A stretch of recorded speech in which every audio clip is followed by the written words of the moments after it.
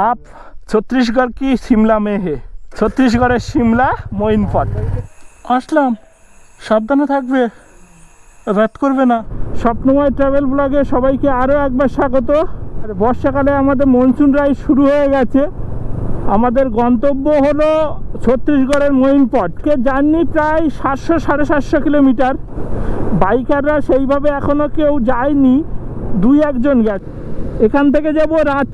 রাঁচি থেকে অম্বিকাপুর সেখান থেকে জাসপুর হয়ে এইখান থেকে ঝাড়গ্রামের রাস্তা ঢুকে যাচ্ছে বাম দিকের যে রাস্তাটা দেখছো এটা এই ঝাড়খণ্ডের কাছাকাছি চলে একদম সামনেই পাহাড় আর তার গায়ে মেঘ জমেছে এখন দলমার কাছাকাছি আছি তো দলমা পাহাড় তো হাতির অভয়ারণ্য এই জায়গার প্রাকৃতিক দৃশ্যটা দেখো চাষের জমি ওর ওপাশেই হচ্ছে পাহাড়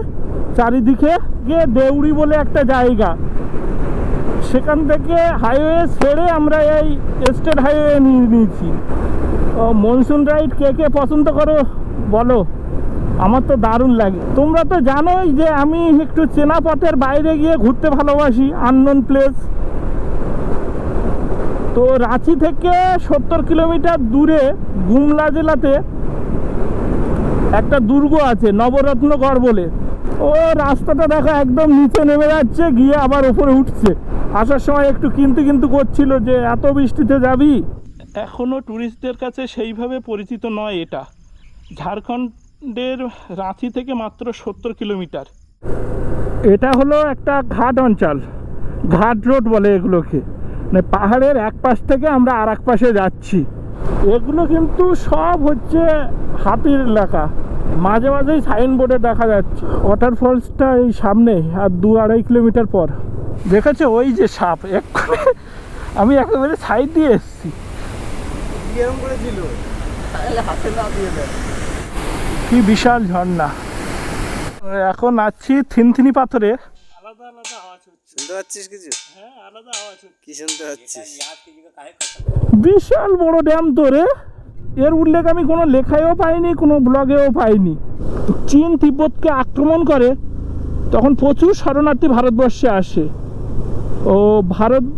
ভারতীয় গভর্নমেন্ট ওদের থাকার ব্যবস্থা করে দেয় এই মঈনপটে জায়গাটা দেখো এই দিকে নিচু এই জলটা এই দিকে আসছে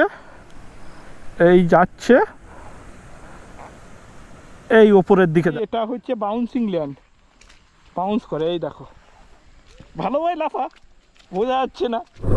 মঈনপটে সব আশ্চর্য জিনিস একটু আগে একটা দেখলাম উল্টো পানি মানে নিচের দিক থেকে উপরের দিকে জল যাচ্ছে আর এই একটা জায়গা দেখলাম বাউন্সিং সব পথের পাশে এরকম বৌদ্ধিস্ট প্রেয়ার ফ্ল্যাগ এগুলো পাহাড়ে খুব দেখা যায়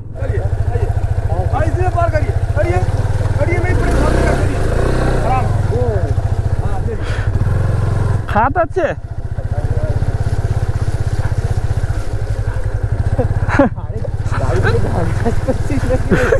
অত্যার সিনেমায় যেরকম পাখিগুলো উঠছে ঠিক ওই রকম জায়গা লাগছে এগুলো একদম হিডেন প্লেস না আমাদেরও আইডিয়া ছিল না ম্যাপে কোনো পয়েন্টিং নেই এই জায়গার ভ্যালিটা সব থেকে সুন্দর হ্যাঁ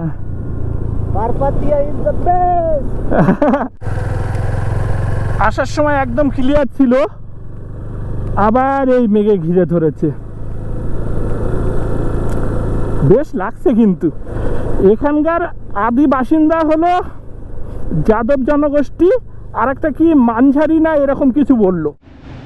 এখন আমরা টাইগার পয়েন্টের নিচের দিকে যাচ্ছি ঝর্ণাটা দেখো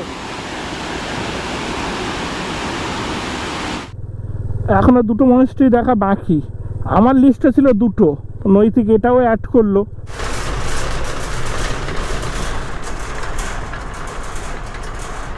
চলো একবার দেখে আসি কারুকার্যগুলো দেখছো